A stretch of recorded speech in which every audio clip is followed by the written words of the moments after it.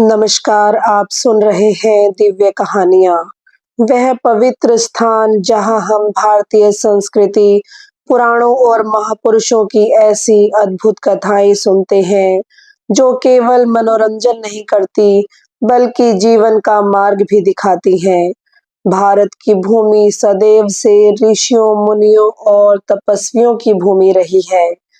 यहाँ ऐसी अनेक कथाएं जन्मी हैं जिनमें त्याग है, तपस्या है, प्रेम है और धर्म की गहरी शिक्षा छिपी हुई है। आज की कथा भी ऐसी ही एक दिव्य कथा है। महान तपस्वी ऋषि च्यवन और पतिव्रता सुकन्या की कथा। यह कहानी केवल एक विवाह की कहानी नहीं है। यह तपस्या की शक्ति, पत्नीत्व की मर्यादा और भक्ति के चमत्कार की कथा है। इस कथा में आप देखेंगे कि कैसे एक छोटी-सी भूल जीवन का मार्ग बदल देती है। कैसे एक राजकुमारी अपने धर्म के लिए सब कुछ त्याग देती है और कैसे सच्ची सेवा और निष्ठा से असंभव भी संभव हो जाता है। तो आइए मन को शांत कीजिए और प्रवेश कीजिए उस प्राचीन काल में, जब धरती पर ऋषियों की तपस्या से देवता भी प्रभावित हो जाते थे। बहुत प्राचीन समय की बात है। उस समय धरती पर राजाओं का शासन था और जंगलों में महान ऋषि मुनि तपस्या करते थे। उसी समय एक महान ऋषि थे, महर्षि च्यवन। महर्षि च्यवन अत्यंत तेजस्वी और महान तपस्वी थे। वे महर्षि भृगु के पुत्र थे और बाल्यकाल से ही उनका मन संसार की भोग विलास की वस्तुओं में नहीं लगता था। उनका मन तो केवल एक ही चीज में लगता था, तपस्या और ईश्वर की साधना में। इसी कारण उन्होंने राजमहलों की सुख सुविधाओं से दूर घने वन में जाकर कठोर तपस्या करने का निश्चय किया। वह वन अत्यंत सुंदर और शांत था। चारों ओर विशाल वृक्ष, मधुर स्वर में गाते पक्षी और पवित्र नदियों की कलकल ध्वनि वातावरण को दिव्य बना देती थी। महर्षि च्यवन ने उसी वन में एक स्थान चुना और गहरी समाधि में बैठ गए। दिन बीतते गए, महीने बीत गए और फिर वर्ष बीतने लगे।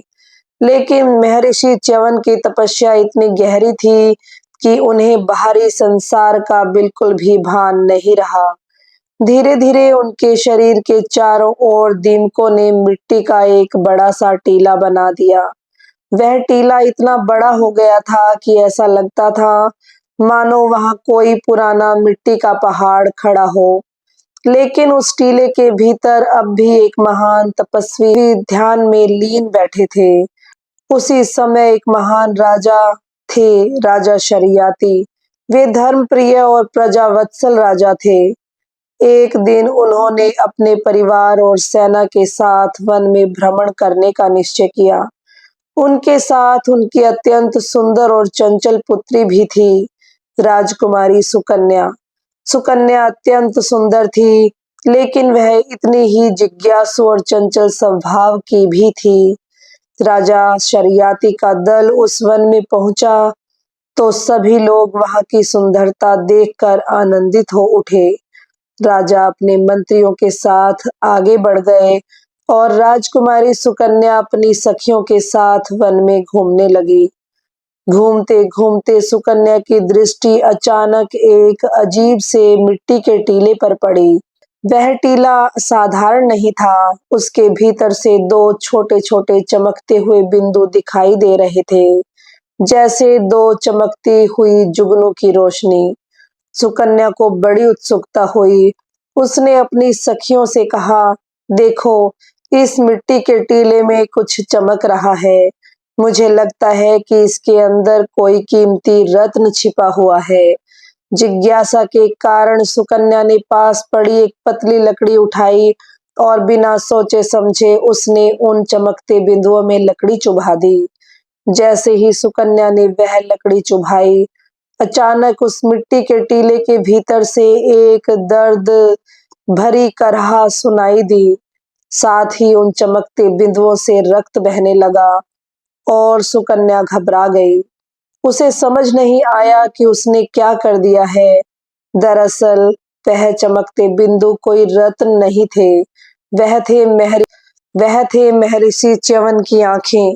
सुकन्या की उस छोटी सी भूल से महर्षि च्यवन की आंखें घायल हो गई थी। महर्षि च्यवन की तपस्या भंग हो गई। जब उन्हें यह ज्ञात हुआ कि किसी ने उनकी आंखों को घायल कर दिया है, तो उनका क्रोध भड़क उठा। उनकी तपस्या की शक्ति इतनी प्रबल थी कि उन्होंने क्रोध में आकर एक शाप दे दिया। उस शाप के प्रभाव से राजा शरियाती की पूरी सेना और उनके साथ आए लोगों के शरीर में एक अजीब पीड़ा उत्पन्न हो गई। किसी को भी मल मूत्र त्याग नहीं हो पा रहा था। सभी लोग अत्यंत पीड़ा में तड़पने लगे। राजा शरियाती समझ गए कि अवश्य ही किसी महान ऋषि का अपमान हुआ है। उन्होंने तुरंत खोज करवाई। तभी सुकन्या रोते हुए उनके पास आई और बोली, पिताश्री, मुझसे बहुत बड़ी भूल हो गई है, और उसने पूरी घटना बता दी। राजा शरियाती तुरंत उस टीले के पास पहुंचे और विनम्रता से महर्षि च्यवन से क्षमा मांगी। उन्होंने कहा, हे महान ऋषि, मेरी पुत्री से अज्ञानतावश अपराध हो गया है, कृपया हमें क्षमा कर दीजिए। लेकिन महर्षि च्यवन की आंखें अब नष्ट हो चुकी थी। तब राजा ने कहा, हे महर्षि, मैं आपकी सेवा के लिए अपनी पुत्री सुकन्या को आपके चरणों में समर्पित करता हूँ। यह सुनकर सुकन्या एक क्षण के लिए स्तब्ध रह गई, और क्योंकि वह एक राजकुमारी थी और महर्षि च्यवन अब अत्यंत वृद्ध और अंधे हो चुके थे। लेकिन सुकन्या ने अपने पिता और धर्म की मर्यादा को समझा। उसने बिना किसी विशेष विरोध के महर्षि च्यवन से विवाह करने का निर्णय लिया, और उसी क्षण से एक नई कथा प्रारंभ हुई, त्याग, सेवा और पतिव्रता धर्म की महान कथा। आगे की कथा में आप जानेंगे कैसे सुकन्या ने पूरे मन से ऋषि च्यवन की सेवा की, कैसे देवताओं के वैद्य अश्विनी कुमार इस कथा में आए, और कैसे एक चमत्कार ने महर्षि च्यवन को फिर से युवा बना दिया। लेकिन यह अद्भुत प्रसंग हम सुनेंगे भाग 2 में।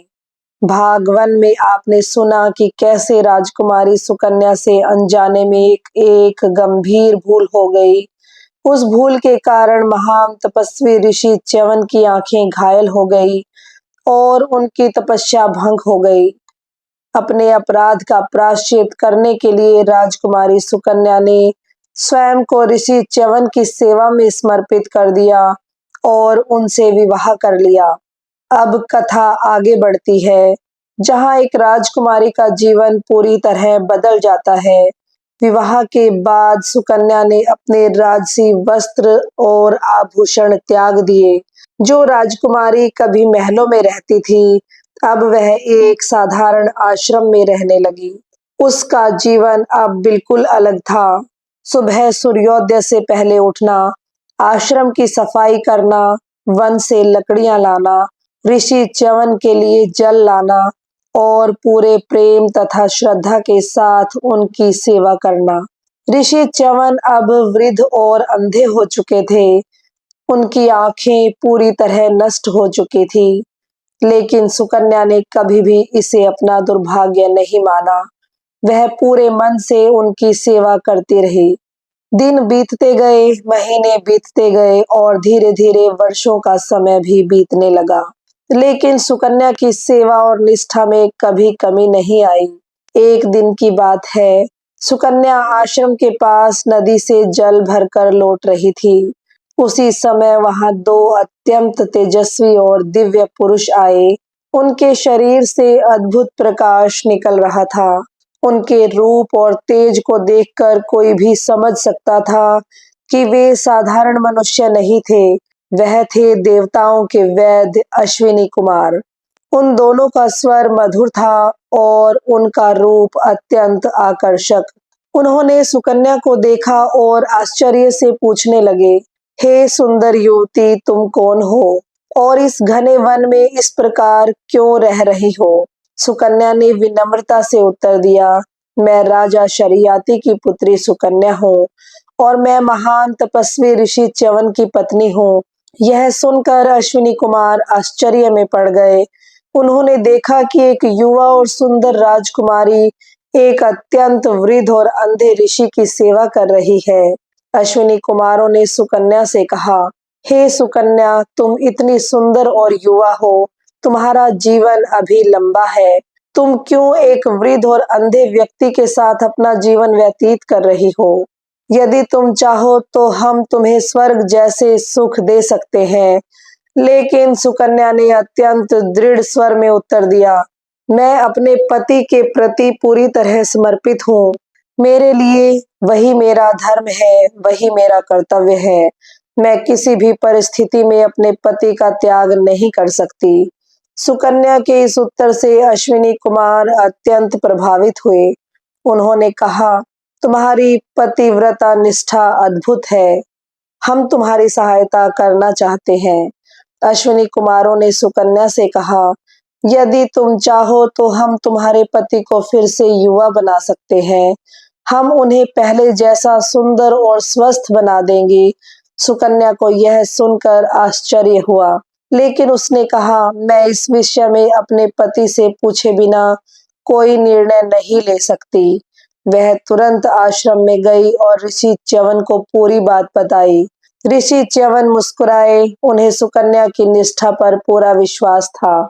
उन्होंने कहा, यदि देवताओं के वैद्य स्वयं सहायता करना चाहते हैं तो हमें उनका प्रस्ताव स्वीकार करना चाहिए। अश्विनी कुमारों ने ऋषि च्यवन को एक पवित्र सरोवर के पास ले जाकर कहा, आप इस सरोवर में स्नान कीजिए। ऋषि च्यवन उस सरोवर में उतर गए। कुछ ही क्षणों बाद अश्विनी कुमार भी उसी सरोवर में उतर गए। थोड़ी देर बाद सरोवर से 3 युवक बाहर निकले। तीनों का रूप एक जैसा था, अत्यंत तेजस्वी, युवा और सुंदर। सुकन्या आश्चर्य में पड़ गई। उसे समझ नहीं आ रहा था कि इन तीनों में उसका पति कौन है। तब अश्विनी कुमारों ने कहा, यदि तुम्हारी निष्ठा सच्ची है तो तुम अपने पति को पहचान लोगी। सुकन्या ने ध्यान से उन तीनों को देखा। वह समझ गई कि यह पतिव्रता की परीक्षा है। कुछ क्षण तक वह मौन रही, फिर उसने अपनी आंखें बंद कर ली। उसने अपने मन में अपने पति की छवि को याद किया, उनकी वाणी, उनकी उपस्थिति, उनकी आत्मा का स्पर्श। और कुछ क्षण बाद उसने एक युवक के सामने जाकर हाथ जोड़ दिए। वह बोली, ये ही मेरे पति हैं। और सचमुच वही युवक ऋषि च्यवन थे। अब वे फिर से युवा और तेजस्वी बन चुके थे। अश्विनी कुमार सुकन्या की निष्ठा देखकर अत्यंत प्रसन्न हुए। कुछ समय बाद राजा शरियाती ने एक महान यज्ञ का आयोजन किया। उस यज्ञ में सभी देवताओं को आमंत्रित किया गया। ऋषि च्यवन भी वहां पहुंचे। उन्होंने यज्ञ में अश्विनी कुमारों को भी सोमरस का भाग देने का निर्णय लिया, लेकिन देवताओं के राजा इंद्र इससे क्रोधित हो गए। उन्होंने कहा, अश्विनी कुमार देवताओं के समान नहीं है, उन्हें सोमरस का अधिकार नहीं है। लेकिन ऋषि च्यवन दृढ़ खड़े रहे। उन्होंने कहा, उन्होंने महान कार्य किया है, वे इसके अधिकारी हैं। इस बात को सुनकर इंद्र और अधिक क्रोध में आकर अपना वज्र उठाने लगे, लेकिन तभी ऋषि च्यवन ने अपनी तपस्या की शक्ति से इंद्र को रोक दिया। इंद्र समझ गए कि ऋषि की शक्ति अत्यंत महान है। अंततः उन्हें झुकना पड़ा और उस दिन पहली बार अश्विनी कुमारों को सोमरस का अधिकार मिला। इस कथा में कई गहरी शिक्षाएं छिपी हैं। सुकन्या हमें सिखाती है कि निष्ठा, सेवा और समर्पण से असंभव भी संभव हो सकता है। ऋषि च्यवन हमें सिखाते हैं कि तपस्या और साधना से मनुष्य दिव्य शक्ति प्राप्त कर सकता है। और अश्विनी कुमार हमें सिखाते हैं सच्ची निष्ठा का सम्मान देवता भी करते हैं। प्रिय श्रोताओं, यही थी ऋषि च्यवन और सुकन्या की दिव्य कथा। यह कथा केवल एक प्राचीन कहानी नहीं है, यह भारतीय संस्कृति की उस महान परंपरा का प्रतीक है जहां धर्म, निष्ठा और सेवा जीवन के सबसे बड़े आदर्श माने जाते हैं। सुकन्या का जीवन हमें सिखाता है कि सच्चा प्रेम केवल सुख के समय नहीं होता। सच्चा प्रेम तब सिद्ध होता है जब जीवन कठिन हो, जब परिस्थितियां बदल जाती हैं, जब जीवन आसान नहीं रहता और तब भी यदि कोई व्यक्ति अपने धर्म और अपने कर्तव्य के प्रति अडिग रहता है, तभी उसका जीवन महान बनता है। भारत की भूमि ऐसी ही दिव्य कथाओं से भरी हुई है। इन कथाओं में केवल अतीत की याद नहीं है, बल्कि जीवन जीने की प्रेरणा भी छुपी है। इसी प्रकार की और भी दिव्य, प्रेरणादायक और अद्भुत कहानियां सुनने के लिए जुड़े रहिए हमारे चैनल दिव्य कहानियां से। यदि आपको यह कथा पसंद आई हो तो इसे अपने परिवार और मित्रों के साथ अवश्य साझा कीजिए, क्योंकि जब हम इन पवित्र कथाओं को सुनते हैं और सुनाते हैं तो हमारी संस्कृति और हमारी परंपरा और भी मजबूत होती है। मैं आपसे फिर मिलूंगी एक और नई प्रेरणादायक और एक और दिव्य कहानी के साथ। तब तक के लिए नमस्कार, धन्यवाद।